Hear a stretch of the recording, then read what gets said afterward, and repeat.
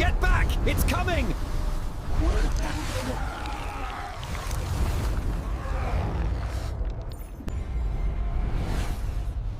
Stories beyond imagination.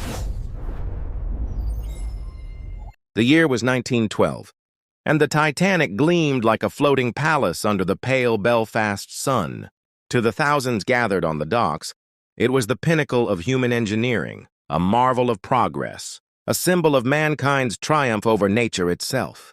But deep in the steel belly of the ship, locked away in a reinforced cargo hold, there was something no passenger or crew member could imagine, a crystalline artifact dredged from the bottom of the Atlantic by a British naval expedition the year before. It shimmered with an unnatural light, pulsing like a heartbeat. To the handful of men who knew of its existence, the Titanic wasn't just a luxury liner. It was an experiment. They wanted to test whether the crystal could power an entire ship indefinitely, drawing energy from the Earth's magnetic field. No one asked why the artifact seemed alive, why its glow responded to touch, or why animals in its presence grew restless and uneasy. As champagne glasses clinked and orchestra strings sang, the Titanic carried not only 2,200 souls, but also a secret that could bend the fabric of reality itself. 3 nights into the voyage, Dr. Jonathan Harker, a physicist disguised as an ordinary passenger, noticed odd fluctuations on his instruments. He had been ordered to monitor the artifact during transit, ensuring it remained stable. But now the readings were spiking beyond anything he had seen in London. The crystal's light was no longer a faint shimmer.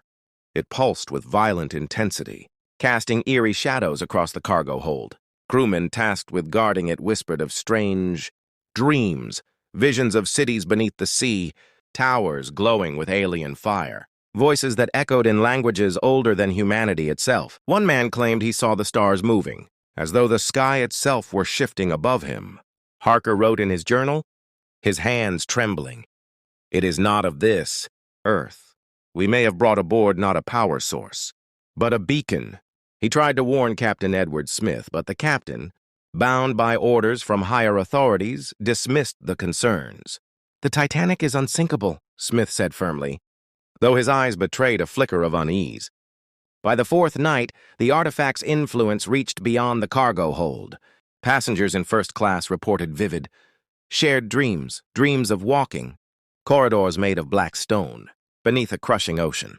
A child claimed she heard singing coming from the sea, a lullaby that made her cry without knowing why. In steerage, entire families woke screaming, speaking words they had never learned, words that sounded like chants.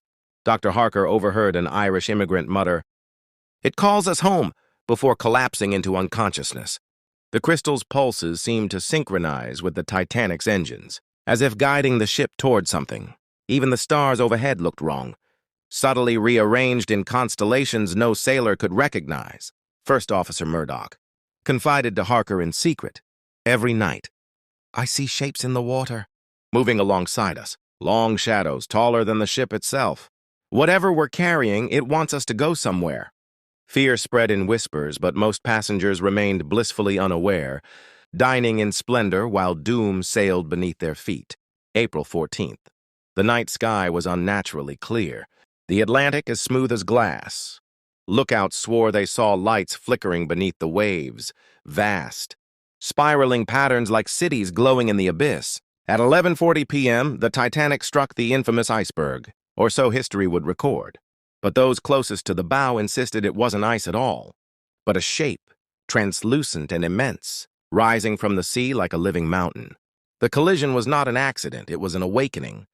The artifact's glow exploded, bathing the cargo hold in a blinding radiance. Across the ship, every lamp, every bulb, every electric circuit surged with unnatural power. Passengers screamed as the deck shuddered, not from tearing steel, but from a resonant hum, a vibration that seemed to come from the ocean itself. Dr. Harker rushed below decks, only to find the artifact floating in midair, suspended by forces he couldn't comprehend. And then he heard it, not with his ears, but in the marrow of his bones. A voice, ancient and inhuman, whispering, "We have found you."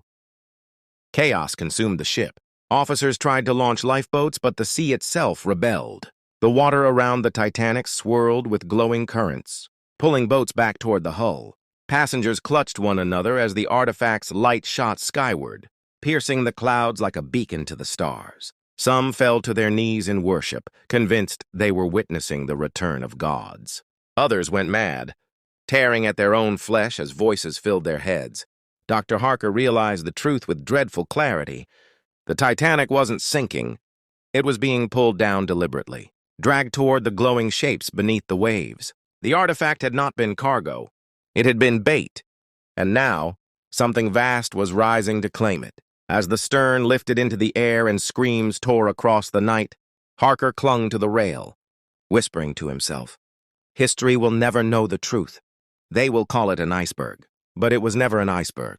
And then the ship and all aboard were swallowed into the abyss. When the Titanic vanished beneath the surface, silence fell across the Atlantic. Lifeboats drifted aimlessly, their passengers staring in disbelief at the black water where the ship had stood moments before. But below that surface, something far older stirred. Dr. Harker did not drown. None of them did. Instead, as the Titanic descended, he felt the crushing pressure ease, replaced by a strange luminescence. Through shattered portholes, he saw it.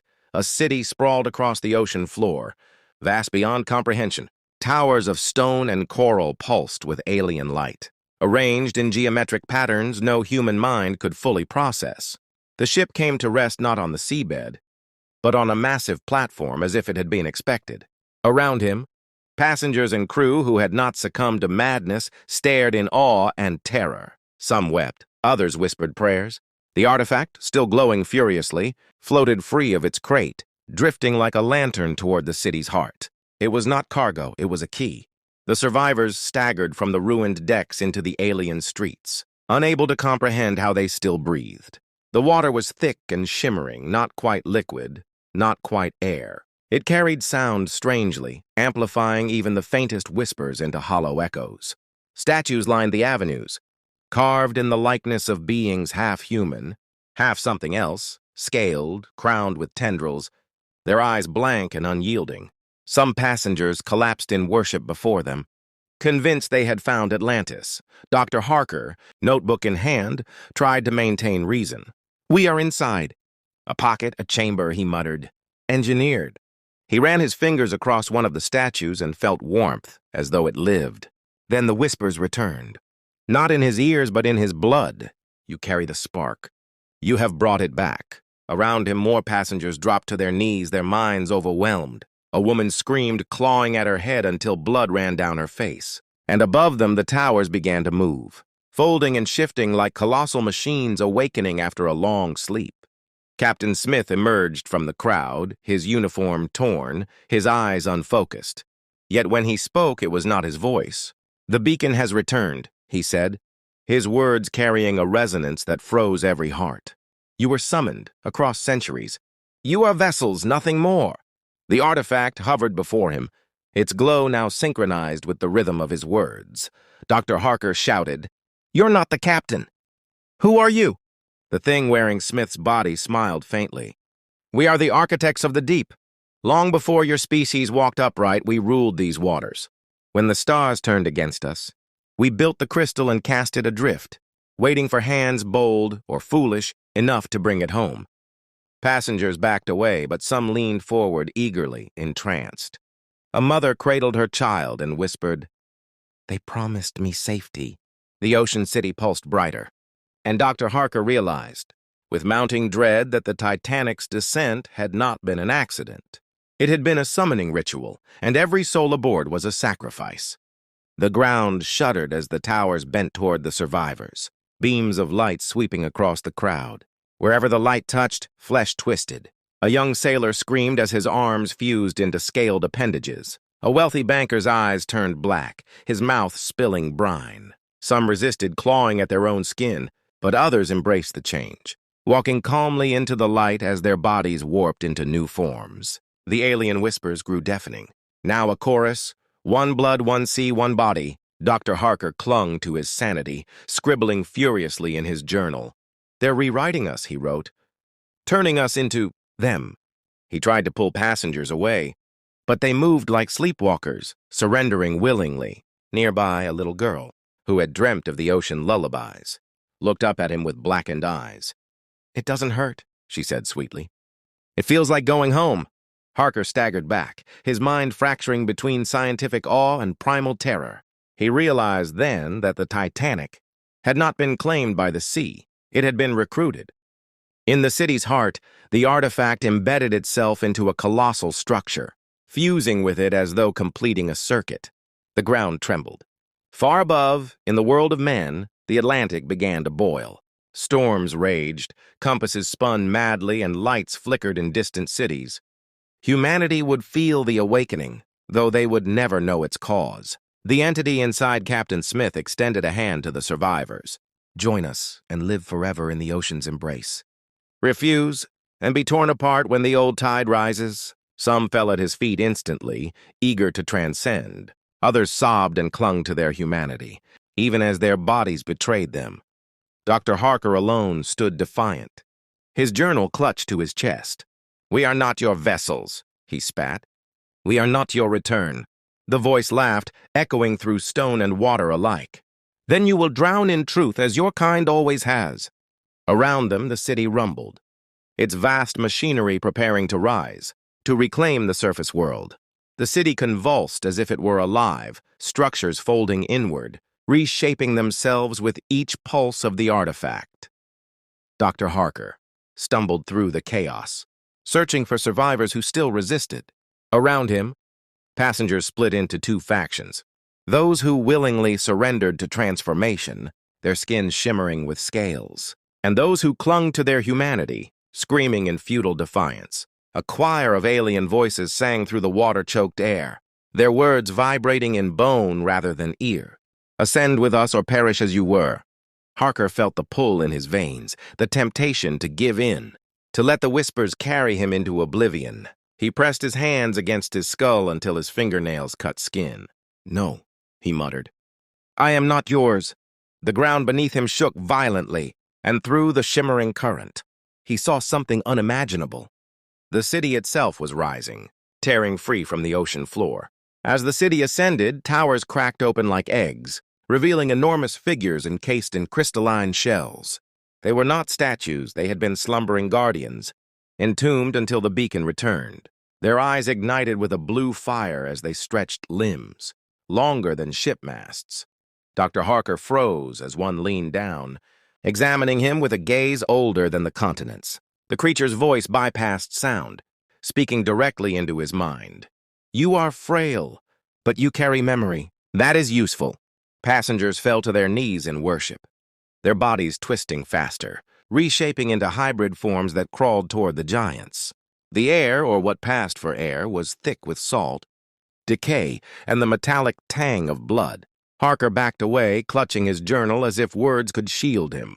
In his heart, he knew that what he was witnessing was not resurrection, it was reclamation.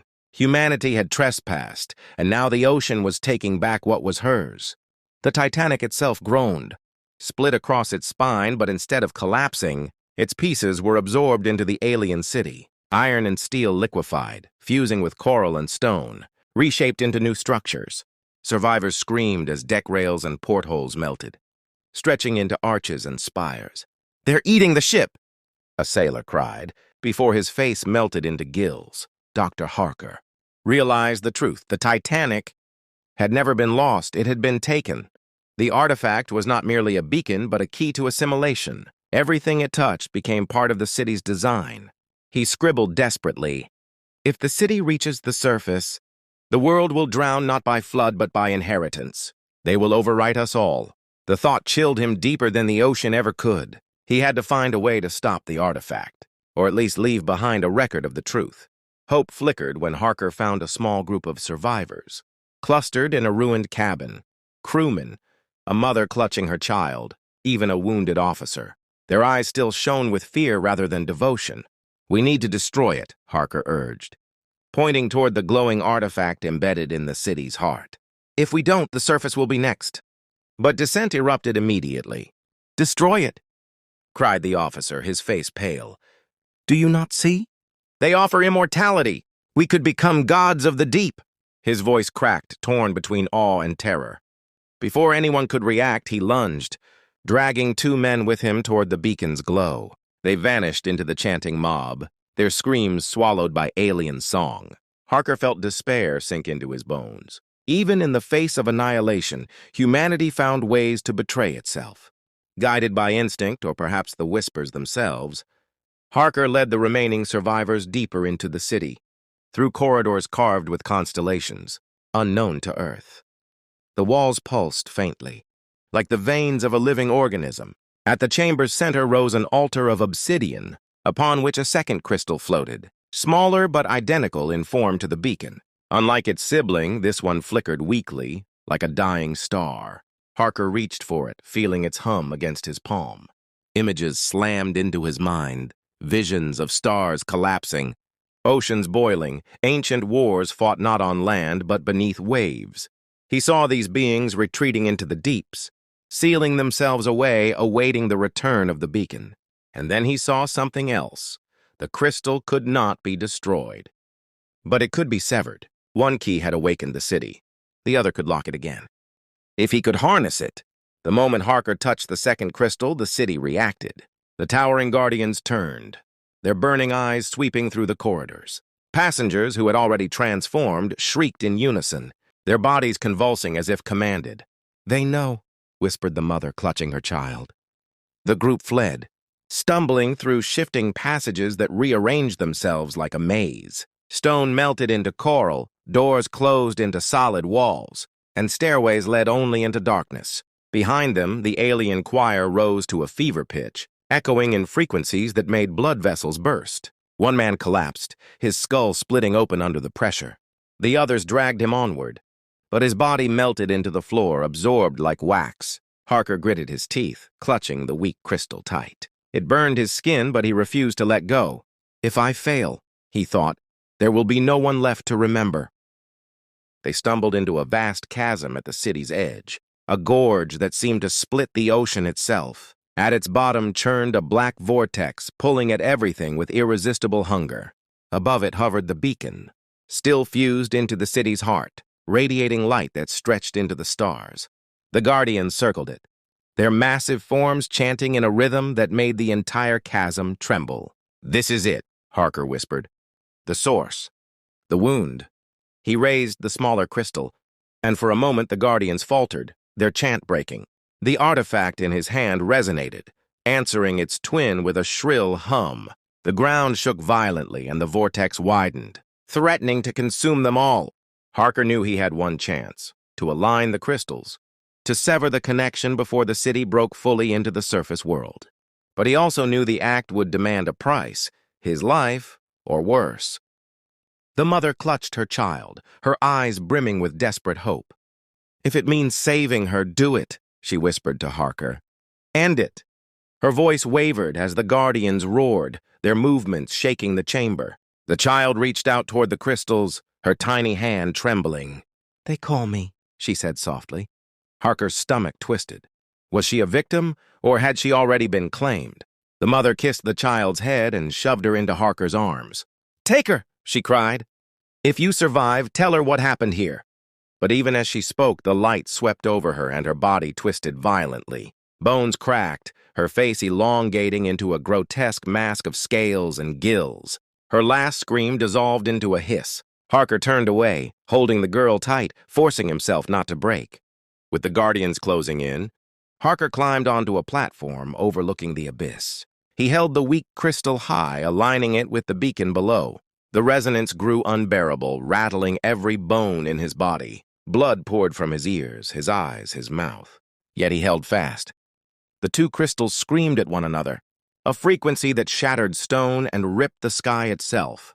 Lightning crackled through the ocean, tearing rifts that revealed glimpses of stars, planets and realms not meant for human sight.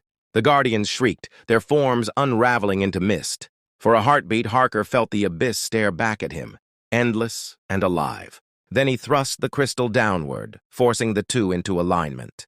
The light exploded, swallowing everything. When Harker opened his eyes, there was silence. The guardians were gone. The city lay still, its towers collapsed into lifeless stone. The artifact no longer glowed.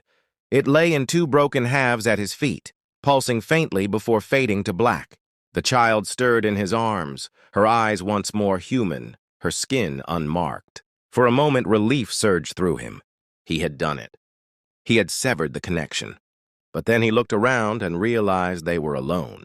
The other survivors had been consumed, their bodies scattered or absorbed into the city's ruins.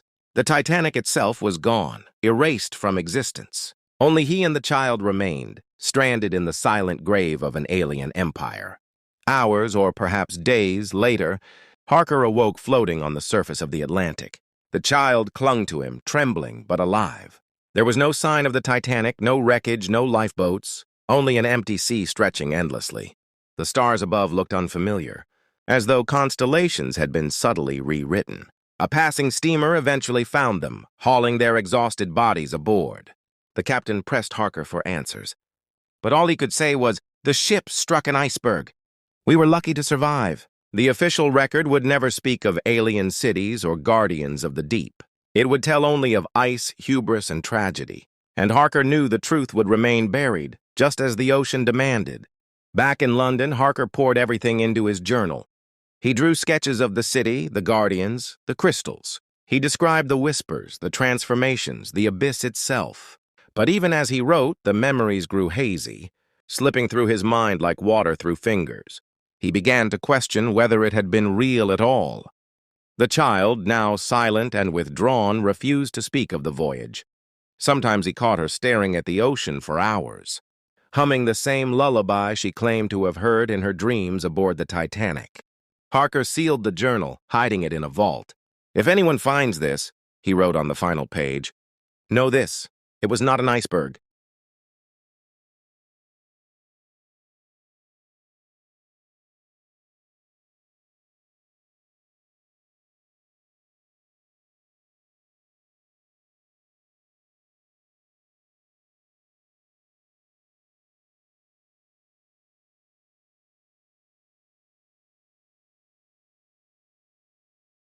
On his deathbed, Harker summoned the grown child, no longer a child, but a woman with eyes too dark, too deep for comfort. He handed her the journal, his hands trembling. "Keep it hidden," he rasped. "The world must never know. Promise me." She smiled faintly, placing the book on his chest. "Don't worry," she said. "They already know." They never forgot. For the first time in decades, Harker felt true terror. Her voice had changed, layered, resonant, carrying the same undertone as Captain Smith's all those years ago. He tried to rise, to scream, but the abyss swallowed him whole, and the woman walked away with the journal, humming the ocean's lullaby. The Titanic story passed into history as a tragedy of ice and steel, but the truth lingered in whispers. Fishermen spoke of lights beneath the Atlantic, of shapes moving under their boats. Naval crews vanished without distress calls. Satellites mapping the ocean floor caught glimpses of impossible structures before data was scrubbed clean. And always in the deep, a hum could be heard by those who listened carefully. A heartbeat, steady and patient. The beacon was gone, but its call remained. The Titanic had not been lost. It had been delivered. And one day, when the ocean was ready, it would rise again, bringing with it the drowned gods who had only been waiting.